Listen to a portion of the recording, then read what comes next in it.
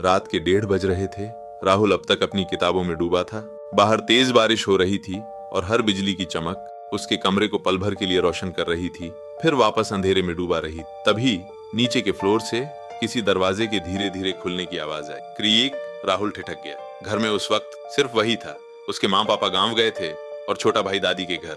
उसने सोचा शायद हवा से कोई दरवाजा खुल गया होगा, लेकिन आवाज फिर से आई। इस बार जैसे कोई बहुत भारी चीज फर्श पर घसीट रहा हो। उसका दिल अब तेजी से धड़कने लगा था। उसने टेबल लैंप बंद किया और कमरे में सन्नाटा फैल गया। धीरे धीरे सीढ़ियों पर कदमों की आवाजें आने लगी, ठक ठक ठक, जैसे कोई नंगे पांव बहुत धीरे धीरे ऊपर आ रहा हो। राहुल ने सांस रोकी।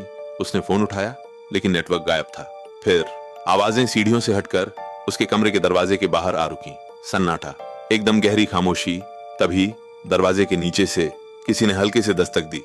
थक थक। राहुल का शरीर अब पसीने से भीग चुका था। उसने हिम्मत करके पूछा, कौन है? कोई जवाब नहीं आया। सिर्फ दरवाजे के नीचे से 2 काले पतले और लंबे उंगलियां अंदर की ओर सरकने लगीं। राहुल अब चीखना चाहता था, लेकिन आवाज जैसे गले में फंस गई थी। उसने धीरे से खिड़की की तरफ देखा। भागने का रास्ता सिर्फ वही था, लेकिन तभी दरवाजा खुद ब खुद थोड़ा सा खुल गया और बाहर सिर्फ अंधेरा था। अंधेरे में 2 लाल चमकती आंखें उसे घूर रही थी। एक फीकी सी हंसी की आवाज आई, राहुल दरवाजा खोलो। वो आवाज उसकी मरी हुई दादी की थी, जिसकी 13वीं भी 2 हफ्ते पहले ही हुई थी। राहुल की आंखों के सामने अब अंधेरा छा रहा था।